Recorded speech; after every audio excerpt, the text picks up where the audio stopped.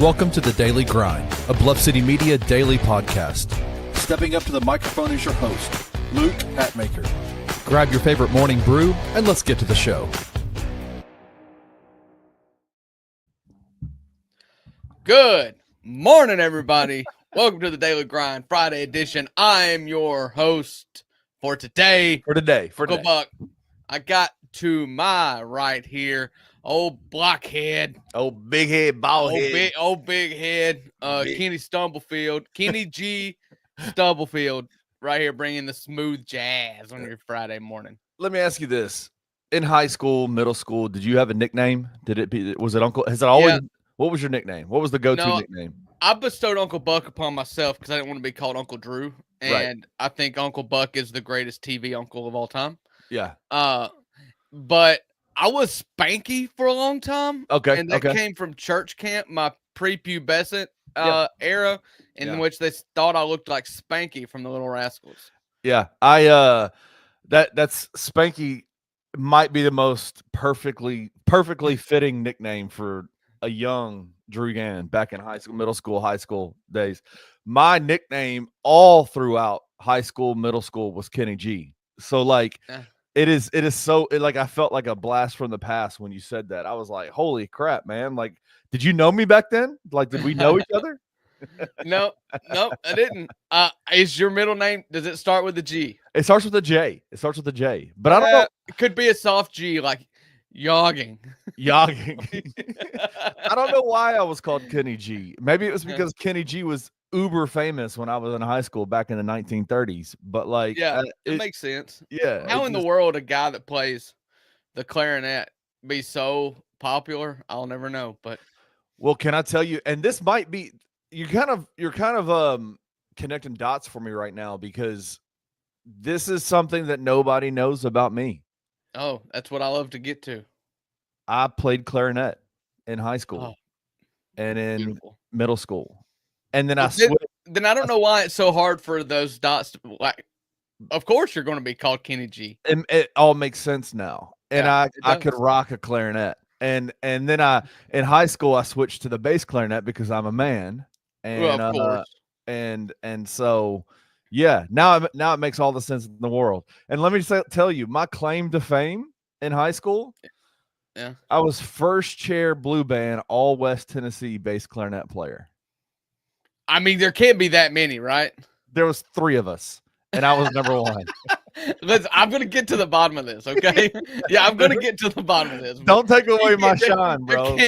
There can't just be a ton of bass clarinet players. There was 3. No, not even the state, the West Tennessee. So you're narrowing it down even further. So in West Tennessee, I was 1 of 3. I was him, bro, at the bass clarinet in high school. There you go. Hey, I'm proud of you. Hey, I was all division tennis, and there was like 4 tennis, like 4 of our high schools had tennis. So, there you go.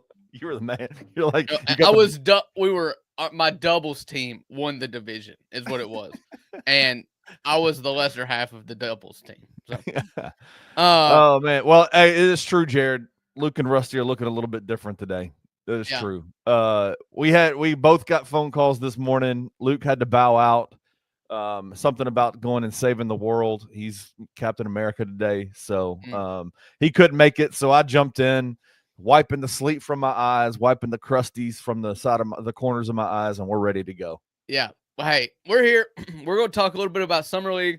We've got. We're going to talk about what Luke wanted to talk about to the best of our extension. 100%. Best of our abilities. That's what I'm talking about. Yeah. And I said extension because the first thing on the list was Oklahoma City extends, re-signs and extends J-Dub. And I believe this is like 3 days in a row, 3 Supermax contracts for the Oklahoma City Thunder.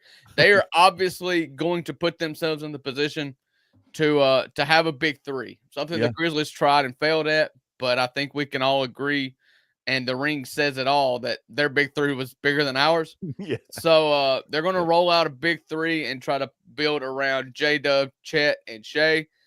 And listen, if any team can do it with this second apron, hard cap situation that we've got going on in the NBA, I think Sam Presti can do it. They've been amazing at drafting and developing through the G League and then just plugging in on really manageable contracts. And if they can continue to do that, then I don't see any reason why not. And the fact that they have a championship now means that all these vets that you want to come in on the minimum, you have their ear now. The Memphis Grizzlies are always going to struggle getting veterans to come in on the minimum.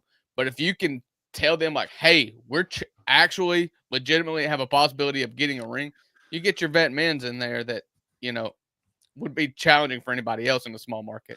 I read somewhere yesterday that this was Oklahoma City's basically thank you to Chet, to J-Dub, and to Shea for the championship. That it would be surprising if those guys actually finished this contract in, like, one or two of those guys finished this contract in Oklahoma City. That they're kind of just putting themselves in a position where it's a big thank you to those guys. But one of the things that we know about Sam Presti is that guy has, I think he has 150 draft picks over the next 2 years. He's done a very good job of kind of figuring out how to rebuild and retool the roster using assets that he's acquired through trades and through whatever. Do you really think, do you see, they're not known for being a big free agent destination? I know championships helps that. Absolutely. But do you think that he'll kind of pivot from his original, the way that he built this team originally to now then going, okay, now let's go get some high dollar free agents that, or maybe not even high dollar, but guys that could sign vet men's, guys that could sign, MLEs, whatever it may be. Do you think there's a chance he could change the way he does things? Or is he going to just stockpile through the draft again? I still think that you're going to stockpile through the draft. I mean, until it doesn't work. Sure, you're probably, listen, all right, so I've got a picture here that I sent to Kenny. Maybe he can get it up. I'm putting him on the spot here and asking him to do it quickly. But I've got a little bar graph that I found on Twitter. This is from Gabriel Guzman. Let me see if I can get this up quick. Yeah, so it's just got a bar graph of basically the next 5 years, and starting with the 25-26 season that we're entering, and how much money each player on contract is going to take up on the cap. And they look really good for this year. They're under the tax actually for this upcoming season. But next year, when everybody's extension kicks in, over 75% of their cap is going to the three players, which are Shea, J-Dub, and Chet Holmgren. It's a massive you see there in next year after next season. And then everybody that's in the hatch lines there are team options. So you look at what you've got to do. There's really no way you stay under the tax when you go forward. So they're committing themselves to the tax and to the 1st April. So what you look at that, and so if you look at, I want to find Kason Wallace, because he's orange on him to a contract, right? No, he's not. They just made him not Kason Wallace, AJ Mitchell. That's what I'm looking for in the green at the top. All right, so they just signed him to like a 3-year, $6 million deal or something like that. One of those team friendly. Think of it like a GG Jackson contract. A really good two-way player that you want to get signed early, and so you give him like peanuts for like 3 years. Some extremely team-friendly deal. That's what they're looking to do. So you look at what AJ Mitchell is making. If they could continue to draft and sign early before like his breakout, sign early to a 3 or 4 year deal worth, $10 million or less, that's where you're going to have to excel at if you're going to build through the draft. Because you've got 3 players making 75% or more of your cap. Because you look at 27, 28, and 29 there. Yeah. They're at the floor with 3 players. They're at the floor with 3 guys. I mean, they're above the floor in 29, 30. They're right at it. So that's crazy. What you're looking at is, if you're going to do this out of the draft, you've got to do it extremely cheap, but you're going to have help. And it also, you're seeing the Grizzlies' problem here, because I'd imagine once Jaren's extension goes in, if you saw a Grizzlies bar chart that looks like this, and we didn't trade Desmond Bane, you put Desmond Bane, it would look a lot like this. It looks impossible, but with as many draft picks and as well as they hit on the draft, especially in the late first round, they're always picking, or the second round. Like, if anybody can do it, I think Sam Presti can. But I guess I'm confused by everybody has the same salary cap.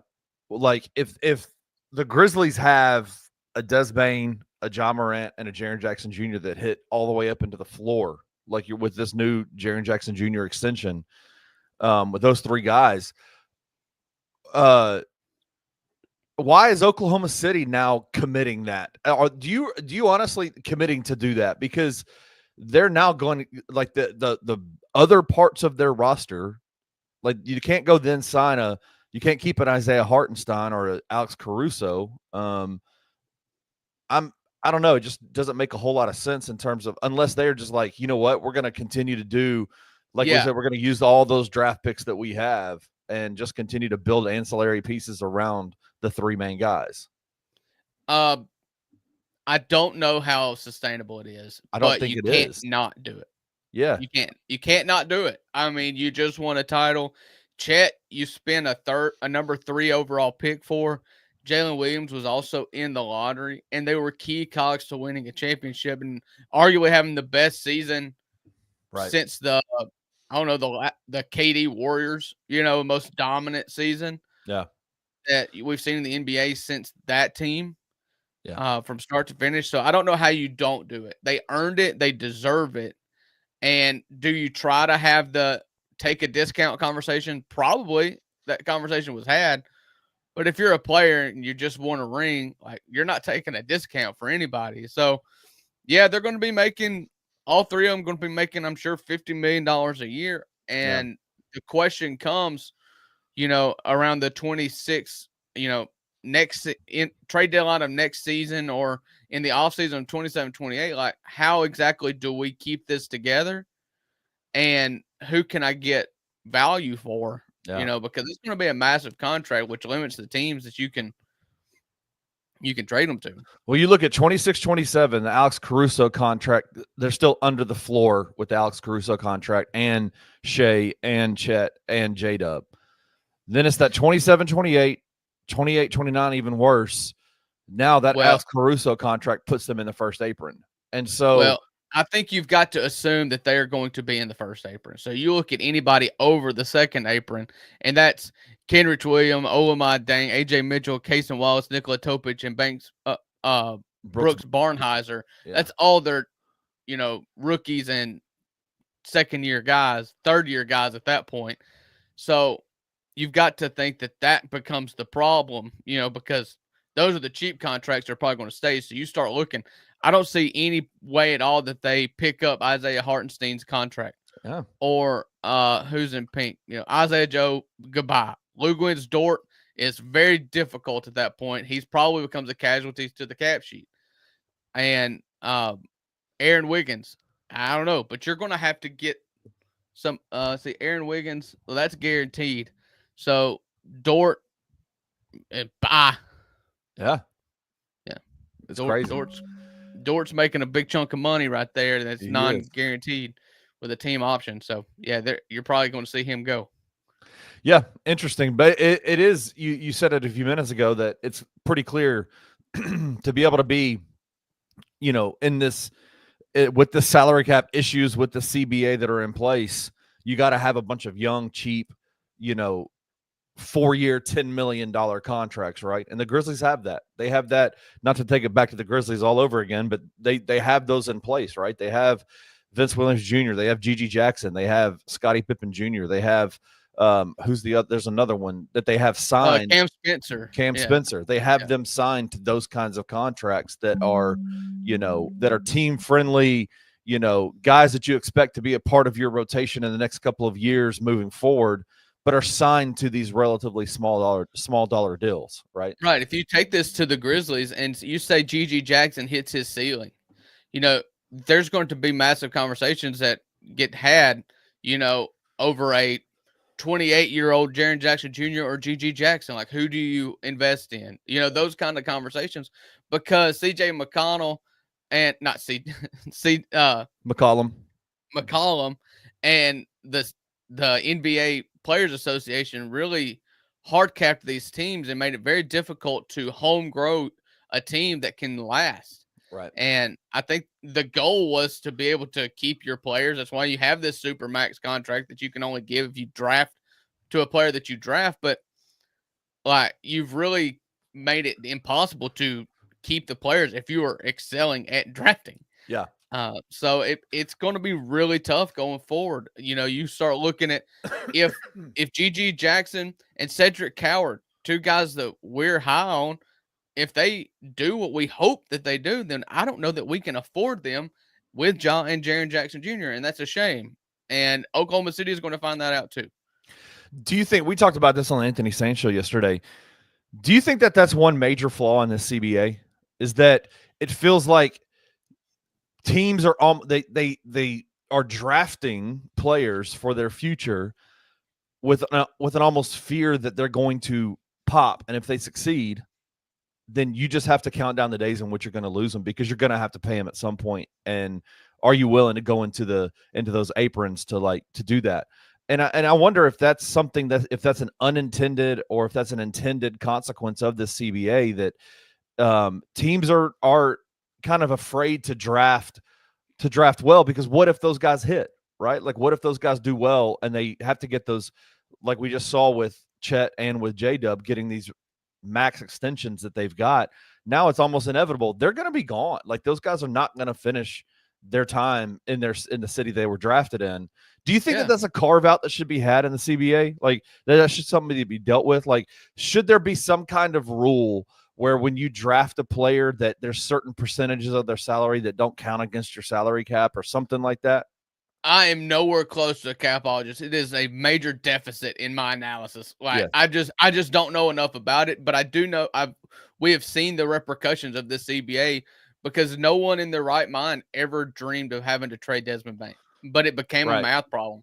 And we were all okay with trading Desmond Bain, and it was not because of his play, although he did struggle in the playoffs, but nobody wanted to trade Desmond Bain based on his play alone. 100%. But we knew that you were going to have to trade one, so we chose him.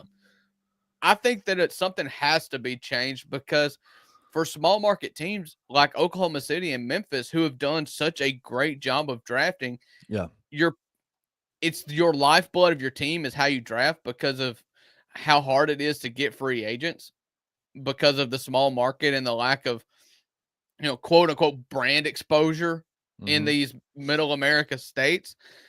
You've got to draft well, but it doesn't even help you if you draft. It doesn't help you. Yes, I think something has to change, because you want to encourage good GM play here. And the Grizzlies have a really good GM, and Sam Presti is the best GM in basketball. Maybe the best GM in sports. Maybe in professional sports.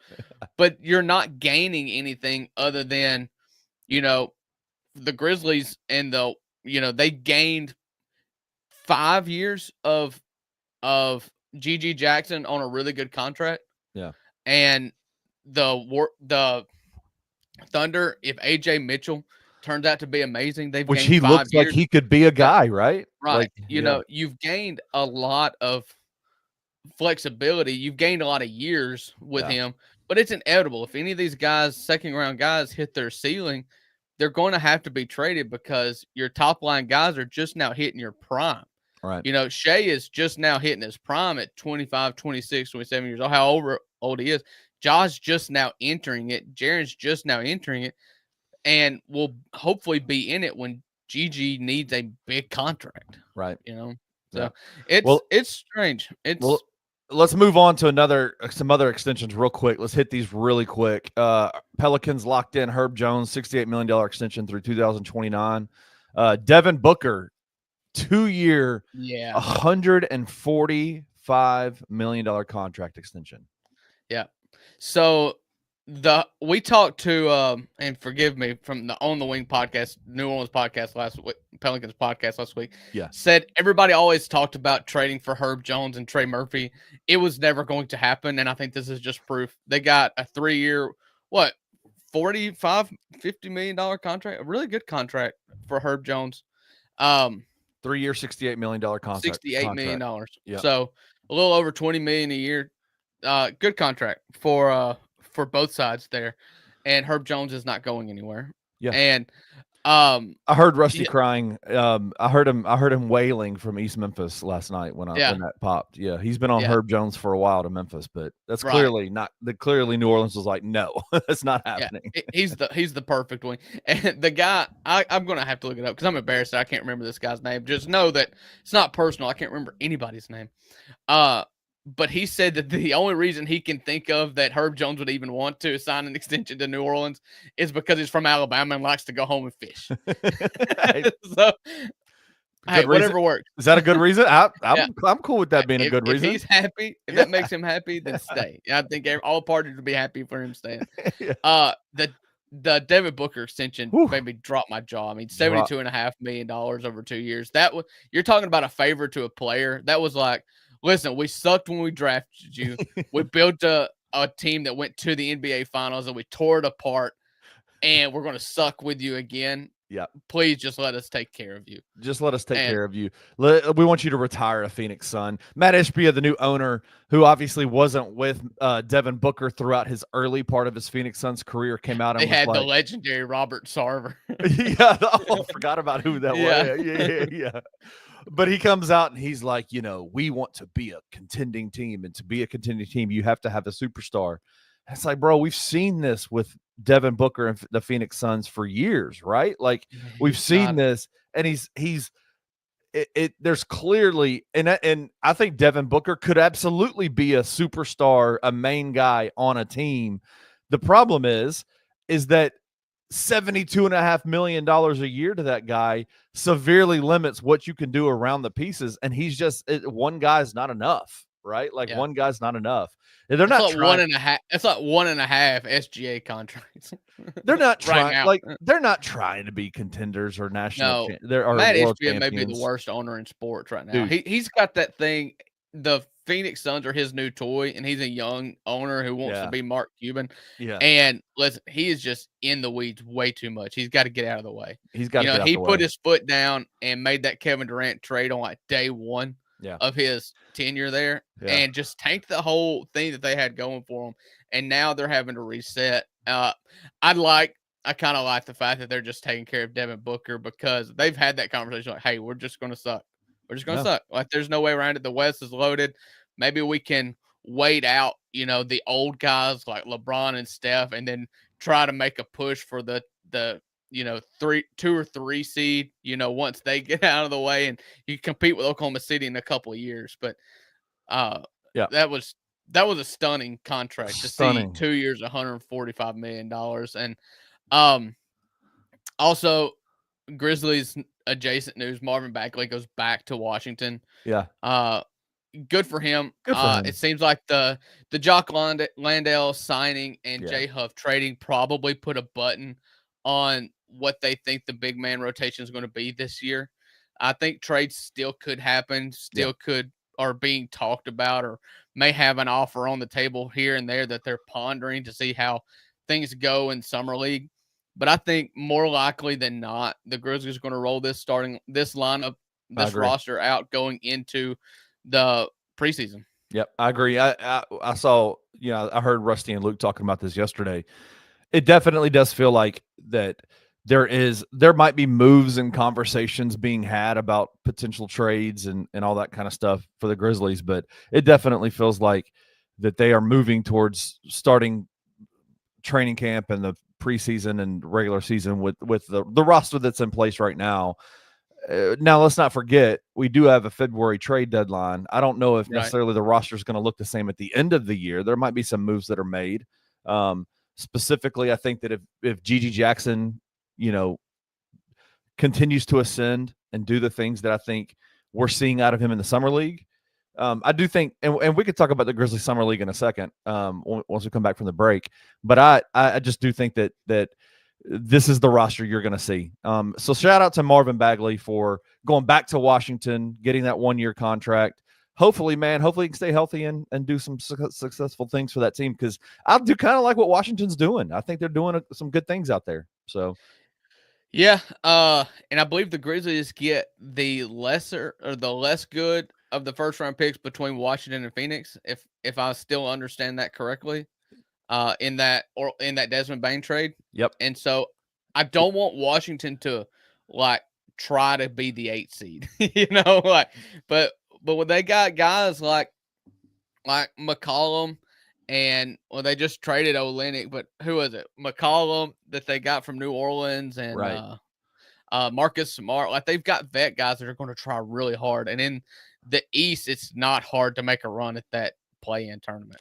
I'm honestly thinking now with some of these moves that Washington's making, I initially came into it going, Washington's going to be really, really bad. And they could still, I mean, they're going to be bad, but they're still, I think, because of the East and because of some of the moves they've made, I'm side-eyeing that Phoenix situation and going, that might be where the Grizzlies land. Like, that might be who we need to be looking at in terms of this 26 draft pick, where we get the worst of those two. So yeah, well, I mean, you're going to need Washington to be bad too. Oh, that's right. It's the worst. Yeah, it's the worst. It's the worst. Yeah. But you like the vets that they've brought in with McCollum, and people forget they made a trade for Chris Middleton in the trade deadline of last year. Yeah. Those guys are also injury prone. So I mean, 100%. Let's not, just because they're vets doesn't make them good. It makes them more high character basketball, which is what Washington hasn't had in a long time. Yeah, but they could just fall apart as well. Middleton was a shell of himself last year. If you watched any Milwaukee Bucks games, like,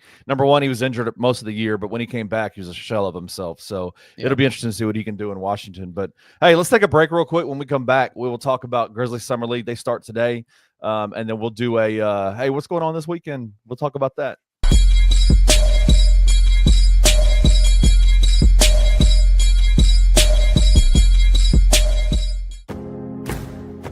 Looking for an alternative to alcohol or conventional medicine?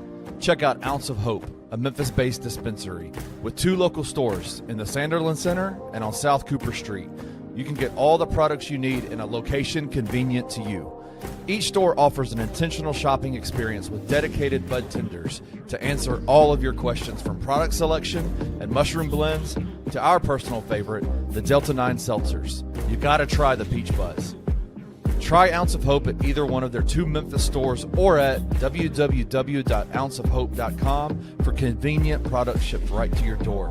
Use the promo code BluffCity for 15% off any order, excluding sale items. Cannot be used in conjunction with other promotions or discounts. One use per customer.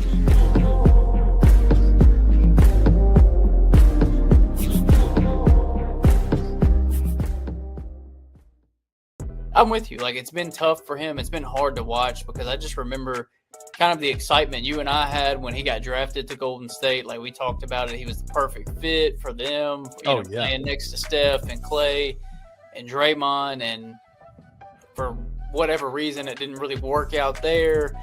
He's been bitten by the injury bug multiple times and just never been able to really get his feet under him in the NBA and play a ton of games consecutively.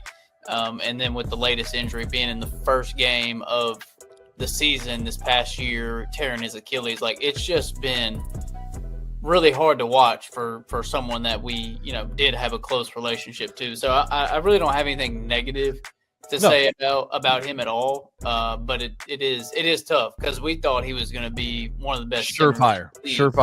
No doubt. Tune in to On the Bluff with Christian Fowler and Gabe Kuhn every Tuesday at 12 p.m. on the Bluff City Media YouTube channel.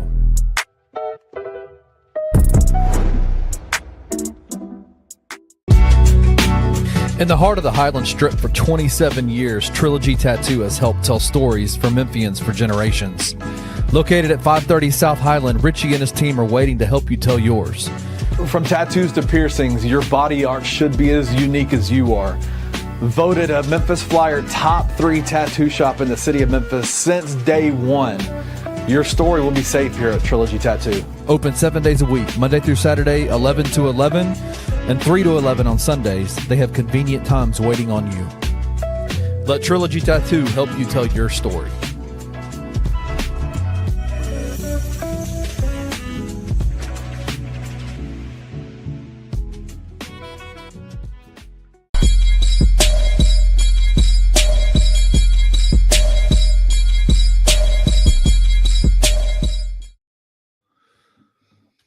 All right, welcome back to the Daily Grind, segment number 2 of 2 segments that we're going to do today. I want to touch this real quick, Kenny.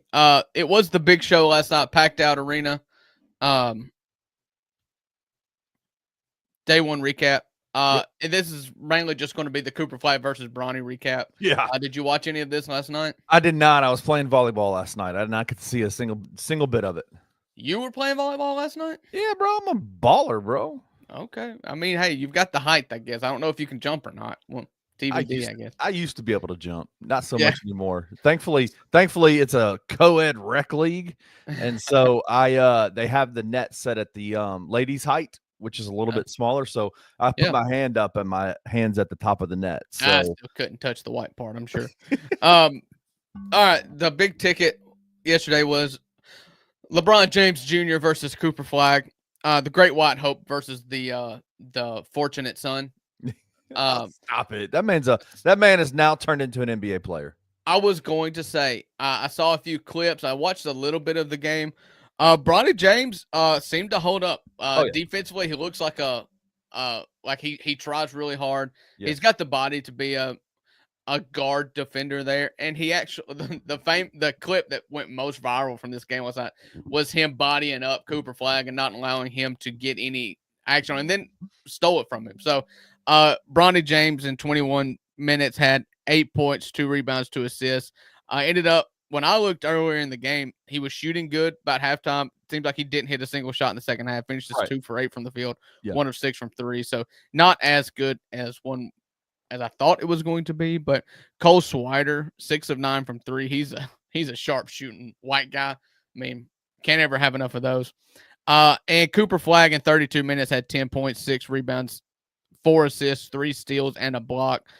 Did not hit a 3-pointer in 5 attempts, and was less than 25% from the field. Listen, summer league's not everything. No, Cooper Flag's going to be fine. Oh, Cooper Flag's going to be awesome.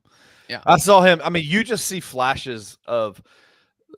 I don't think you can take totalities of games in the summer league and go, okay, let's now like take a look at their stat line and go, okay, this is how it's going to work, right? Like this is what their career is going to look like. You see flashes of brilliance where you're just like, holy crap, man! Like if this can be honed in on. I saw a play. I did see a clip, a highlight of Cooper stealing the ball at the top of the key and taking it down 2-on-1. He was the one against 2, and just yamming on them on a fast break. Those are the kind of things that you see, flashes of talent, and you just go, this guy might be like he could be a really, really special. Like really special. Bronny to me is when you get into an NBA developmental situation, you are going to get better at your game. But the question is like, what are the baseline of your skill set, right? Like, what's the baseline of your skill set? He does not have a broke jump shot. He can jump out of the gym. He's big. He's not a tall kid. He's like 6'2", but he's thick. He's got strength on him. He can dribble the ball pretty well. Do I think he's going to be a rotational player in the NBA? Do I think he's going to become like one of those like, the Lakers get into the playoffs somehow? Is he going to be a playoff player for I don't know. Like, I don't have the answer to those questions, but he's an NBA player. He's got talent. He needs to get, I will start judging Bronny James once his dad retires or they separate teams. That's the best thing that could happen for him at this moment. He just needs to be his own man and develop at his own pace, and we need to quit lining him up and putting him on the marquee because he's LeBron James' son. I don't think that's fair to him. He's been negatively criticized more than he deserves because of that. And I'm not going to say he doesn't deserve to be looked down on. You look at Caitlin Clark and how WNBA players treat her because they think she's treated differently. he's got the same thing, and he just needs to be able to develop at his own pace and not be living in the shadow of his dad. I think it was a mistake that they pushed so hard for him to be drafted to Los Angeles, but that's what LeBron wanted. And I feel like if he was developing on a team, any other team say he was in Indiana, like he could beat Andrew Nembhard one day, if he shoots and defends well, roughly the same size. Like, just let him defend it progress. Grow. Yeah, let him grow at his own pace, right? Let's get into today's game. The Grizzlies at 3:00 Memphis time, Central Standard Time, God's time zone. Memphis Grizzlies take on the Boston Celtics. When you're looking at Summer League, we know what the Grizzlies are going to roll out. We've watched 3 games in Utah. I assume that Gigi and Jalen and Cam and all these guys are going to play. With the exception, I would be surprised if I see Javon Small, just because he's got a soft tissue injury. And why in the world are you going to elongating that for Summer League? But what you look for in these games is who is going to be playing for Boston. Some interesting names on their roster. Their first round picks, Hugo Gonzalez. So we'll get to see him for the first time because we know anything about him? Heard of Hugo Gonzalez, 6'6" forward from Spain. If the name Hugo Gonzalez didn't tell you that, I'll tell you. Yeah. Kenny Lofton Jr. on their Summer League roster. Baylor Shireman. I like him. I like Baylor. Play for Creighton. Him. Jordan Walsh from Arkansas. Mr. Do Everything, real hustle guy. Yeah. That's the only names that stick out to me for the Boston Celtics Summer League team. So, yep. Shout out Jordan Walsh. I liked him at Arkansas. I know I have a bunch of Arkansas family that are big fans of Arkansas, and they wish he had come back. But shout out to him. Been in Boston now has it been 2 years, or is this his second year? This will be his third season. Third year. Yeah. Mr. A smaller Charlie Villanueva, but I just say that because they're both alopecia. have the alopecia. That's just disrespectful. It's not, it's not disrespectful, but maybe I should point it out because Charlie Villanueva was a good basketball player. He was a great basketball player. Is it unfair that I just linked them together because of alopecia? Maybe, but this is Luke's show, so if you got any problems, take it up with Luke. Yeah, email Luke, call Luke. Yeah. Now, tomorrow night's game is a little bit more interesting for me because we play the Blazers. Yeah. You've got the obvious lineup. It stinks that Cedric's not going to play because he could go up against Yang Hansen, the Chinese guy that the Trailblazers took with the 16th pick that they received from the Memphis Grizzlies in the Cedric Howard trade. But they've also got some fun players on here. James Bouknight, the resurgence maybe of Mr. I passed out in my car with Doritos, James Bouknight. He got a DUI for sleeping on the side of the road with his hand in a bag of Doritos. That is some good move. That is a high quality move right there. Hey, high quality. Who amongst us? Us has not fallen asleep in their car with their hands in a bag of Doritos? Yeah, you've got Caleb Love, who is a 7-year college player. I think went from North Carolina to I think he ended up finishing in Arizona. Maybe he was at North Carolina. Then he went to he played 3 years at Arizona. Like that's the crazy. He had 4 years at UNC and 3 years at Arizona. It's crazy. He was born in 2001, so he is almost 24 years old. Yeah. He will turn 24 years old in September. You've got like I said, Yang Hansen, Ryan Rupert, who I think is one of the guys that they took in the second round this year, but someone I'm excited about, and this is totally selfish, but Sean Padula, the Ole Miss point guard for Ole Miss, the white guy with a headband. Sean Padula, man. He transferred in from Virginia Tech to Ole Miss to play 1 year as a senior, and was the lifeblood of the Ole Miss team. The point 100%. Guard, the table setter, who was tough. I loved him. And I hope that he has a good summer league. He was undrafted. He was strictly a summer league signing, and so he's just one of those guys that you look at. If you have one monster game, you can find yourself on a 2-way contract, and that's what I hope for Sean Padula. He is an undersized white point guard, but he has got clutch gene in him if he ever gets the opportunity to have it.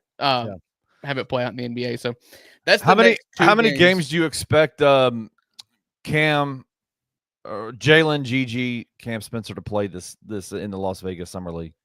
It's hard to think that they're going to play both of the games in the back-to-back. But I hope that what's the schedule? Is it everybody plays 4 games? Is that right? I think it's 4. I think it's 4 games. Yeah, 4 games. I hope they play 3 of them. I hope they play 3 of them, and then if you get into the bracket, just play the bracket out. See where you fall. See how good you are, because nothing's more fun than basketball games in bracket form, single elimination. So, I hope they play 3 of them. Would it surprise me if they showed out against Boston today and just really went off, that they just said, okay, you're too good? You're too good. Given the injury history that the Grizzlies have had the last half a decade, wouldn't surprise me at all if they played it safe. But I want to see my guys play basketball, and I can tell you with 100% certainty that last game against Philadelphia that the Grizzlies played in Summer League, in which none of our guys played, the viewership was 0. I didn't watch it. I didn't watch it. There was no Philly wasn't even playing VJ Edgecombe. So I'm like, sorry, the Janai Broom show isn't going to get me to turn. We watched plenty of Janai Broom last year. We don't need to see any for the more. Last decade, it feels like. We don't need to see any more of him in a New Jersey. I think I'm super interested to see what is it okay for us to possibly talk about the fact that we might have hit on another one with Jemai Mashak? We've been talking about his defense and like elite level defense since he got drafted by the Grizzlies. I mean, we both of us watched a lot of SEC basketball last year, and it was pretty clear in terms of I was talking to a UT guy last night and was saying, man, I know Chaz Lanier was the guy that everybody was talking about on that team in terms of a future NBA prospect. But for me, watching that UT team, Jemai Mashak was the kind of kid that I trusted more because you knew exactly what you were going to get from him every single time he stepped on the floor. Chaz Lanier he could easily go for 30 in the first half and then go 0 for 10 in the first half the next game. You know what I'm saying? Right. Like, it was just, you just never knew with Chaz Lanier. You saw flashes of brilliance out of him and go, wow, this guy could be an elite NBA basketball player. But Jemai Mashak, you just knew exactly what you were getting. And I know we've been talking about a lot, like, well, his defense is great, but he can't shoot. He can shoot. Like, I saw this last year. He's got his form, everything that, like, his body size is good. It's fine. Yeah. Like, it works. I listened to Chris Vernon say this the day, and I tend to buy in 100%, because if you just think of the person that comes in as the last pick or a second round pick, especially a guy that played 4 years in college on 4 good teams, he knows his role. He has no illusions of grandeur here. You come in, you don't think like, oh, well, I'm going to be the superstar now. No, you come in and you're like, I was drafted for this reason. I know my role. I'm going to play defense and I'm going to shoot. And if you just took him at his word at his introductory press conference, when they asked him what's one part of your game that you think is not talked about enough, he said shooting. And you look at the stats, it's like, probably not. But it was extremely low volume. And he was a guy that fit into the system. He knew his role. And his role was to play lockdown defense. And he was arguably the best defender in college basketball. And if you took him at his word saying, like, I can shoot, then that immediately is like, okay, well, maybe he should have been a top half of the second round pick, if not lower half of the first round pick, if you can shoot. Because you look at what wings can be today, and the easiest way to get on the court is to be a lockdown defender who can shoot corner threes. If you can just shoot corner threes and be the best defender on a team, you are going to play a lot of minutes in the NBA. And I don't see any reason why he can't be that way. And where the Grizzlies have hit, you take 2 players. And Gigi Jackson was not taken in the first round, but he was a first-round talent. He knew it, and everybody else knew it. Right. Okay? You 2 Grizzlies players, Jalen Wells and Gigi Jackson. The only thing different in them, yes, Gigi Jackson has a much higher ceiling, But Gigi Jackson had an attitude problem because he didn't like the role in which he was playing. And you and I and everybody else in Grizzlies Nation and the Grizzlies coaching staff hopes that last year's struggle from Gigi resulted in a mindset change and a role change and it sounds like it has. It sounds like it has, Drew. But you look at why Jalen Wells was amazing as a rookie. It's because as a second-round pick, I think he was like, what, 40-something? 46, 47? Yeah, something like that. Yeah. Like, he was okay playing his role, not trying to do too much. And he knew his role. He excelled at his role as a rookie. And he did not have any illusions of grandeur. There was not a single time where Jalen Wells looked around and said, I should be shooting more. This should be built for me more. That never happened. Guys like Jemai Mashak, Jalen Wells, Javon Small, hopefully, Cam Spencer, like these guys come in and they're looking for their role. I love what Alex Caruso said. We talked about on the $2 Sports Show. Soon as Oklahoma City made their run at the title and it resurfaced on the JJ Redick pod, he said he was talking about his experience in the G League and what was impactful about it.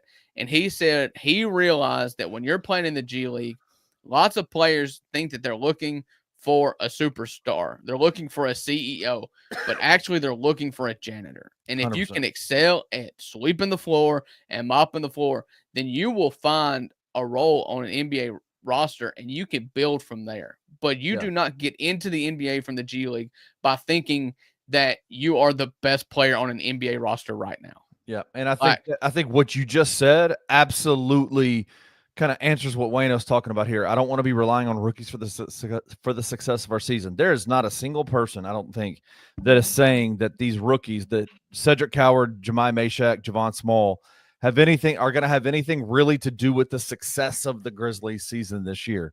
That all is on Ja Morant, Jaren Jackson Jr. That's all. That is, if they play 70 games, the Grizzlies will be fine, right? But exactly like what you said, you made the analogy of the janitor, right? Like if you've got guys that have a very specific role, that are in those roles doing their jobs, taking pride in that, right? Like then that's when you come up with the idea of this guy's the heart and soul of the team, right? Like it's that idea that, man, I am in the role that I'm in and I'm going to be overwhelmingly successful in that role and I'm going to stick in that role. And like you said, if a guy like Jemai Mashak can come in and be a lockdown defender on high-level NBA wings and shoot threes from the corner and do that well and be cool with that, that only helps Ja Morant and Jaren Jackson Jr. play to their highest level. Well, so this is the last thing I'll say about it, is we're approaching the 50-minute mark. Yeah, sorry. The Grizzlies last year I railed on. And I railed on, whereas like you and Rusty and Sane, a bunch of those were railing on Taylor Jenkins. I admitted Taylor Jenkins had a fault. But always the lion's share of the blame and the credit should go to the players. They are the ones that are in this situation. They are on the court. Could the environment be better? Maybe. But Ja Morant multiple times last year was a prima donna who either didn't play when he could have, or when he did, he didn't play hard enough. And it left way too much on the rest of the guys who just aren't good enough to do it, and they're playing out of position.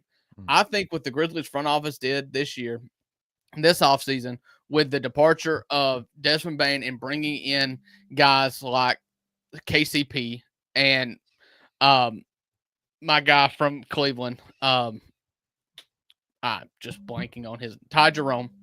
Yeah. Wow.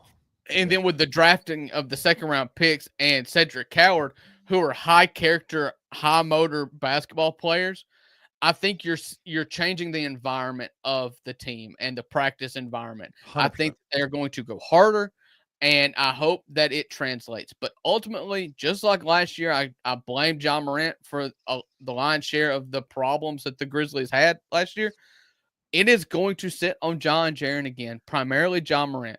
Jaren Jackson Jr. is great, but Jaren, as the best player on a team without Ja, you've got a ceiling. There is no ceiling if Ja Morant and Jaren Jackson Jr. are healthy and playing 70 games.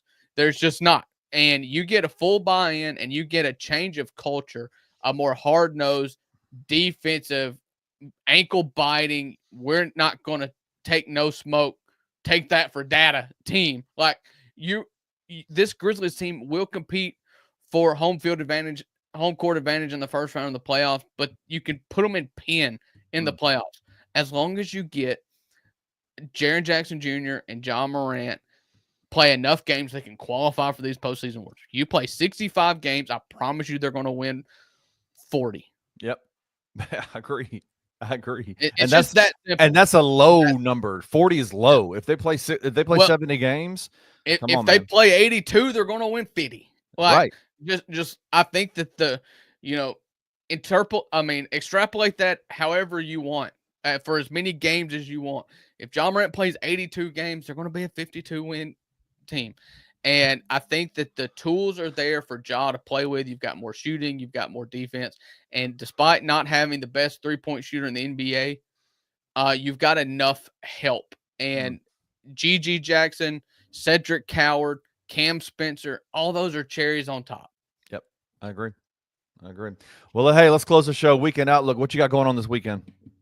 I am solo parenting this weekend. My wife is chaperoning a church camp, a youth camp. And so I've got it's 1-on-4 here in the Gann household this weekend, which is an excuse for me not to leave the house, which is kind of what I wanted to do anyway. So will I be juggling small children while staying at home? Yes, but at least I'll be home. So I hope not to leave the house this weekend. We're going to watch a lot of movies. We're going to appease the 3-year-old as much as possible. We're going to leave that TV on. We're just going to do what we can to make life easy. You know what? And sometimes those are the kind of weekends you need. You need a weekend where you need to talk to the older kids and be like, hey, your job this weekend, don't let the 3-year-old freak out. Like, let's just, hey, we're all in this together. This is a 3-on-1 experience with the this is a High School Musical situation. Yeah. We're all in this together. Yes. Well, this weekend is going to be a fun weekend for me. My wife has taken my 13-year-old daughter to Arkansas to go to a birthday party for some family. Big weekend. Going up to Fayetteville to go see the family. I am staying home, and my son, my 11-year-old son, is going to stay home, and we're going to have a boys' weekend. And there you go. And I think I told him, I've been telling him, he's super excited about it. I think we're going to walk around in our underwear. We're probably going to fart a lot. We're going to eat a lot of food, and that's about it. And it's just going to be a boys' weekend. I've got an 8-year-old son and a 1-year-old son. I've got a 10 and a 3-year-old daughters. Oh. And what's funny is when we get the chance to do Boys' Day, as my son likes to call my 8-year-old son, the first thing he wants to do is take our shirts off. And I was like, 100%. Okay. That's happening. That's happening. He's like, hey, Dad, can we take our shirts off and watch basketball? I was like, yeah, we can. That sounds about right. Clothing is minimal in the Stubblefield house this weekend. He doesn't get much, but he understands how to be a man. You just take your shirt off and you watch sports. Summertime for my son, he turns into Mowgli. He literally walks around in his underwear all summer. There you all go. he does.